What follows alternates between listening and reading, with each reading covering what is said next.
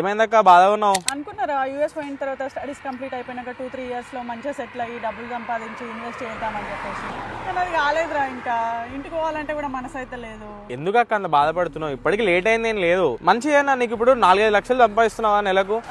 Loan పెట్టుకొని pre construction ఇల్లు కొనుక్కో.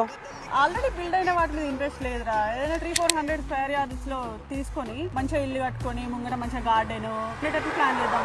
300-400 స్క్వేర్ యార్డ్స్ కదా, నువ్వు ఇప్పుడైతే ఇల్లు కట్టావు కదా, 3-4 years డౌన్ ద వైర్ లో కట్టుకుంటావు కదా, ఇక్కడైతే డెవలప్ అవుతుందో 3-4 years లో మంచి ఇన్ఫ్రాస్ట్రక్చర్ వస్తుందో ఆ ఏరియా కూర్చొని చూద్దాం. అక్కడ 10 to 15,000 ఆర్ 15 to 20,000 బడ్జెట్ లా 400 స్క్వేర్ యార్డ్స్ ప్లాన్ చేసుకో. ఐ నో 60-70 lakhs బడ్జెట్ అవుతుందని, బట్ టెన్షన్ పడాల్సింది ఏం లేదు. ఇంతవరకు నువ్వు ఇక్కడ ఉన్న దగ్గర లోన్స్ లేకపోతే నువ్వు సేవింగ్స్ మొత్తం కలిపి ఒక 30 లక్షలని అరేంజ్ చేయగలుగుతావు కదా. 30 లక్షలు పెట్టు, ఇంకో 50% నీకు ఓపెన్ ప్లాట్ లో లోన్ వస్తుంది. నువ్వు ఇట్లా 400 స్క్వేర్ యార్డ్ కొనుక్కున్నావు అనుకో, నువ్వు ఆ 3 years లో లోన్ మెల్లగా క్లియర్ చేసి ఆ టైం వరకు అసెట్ ఓన్ చేసుకుంటావు.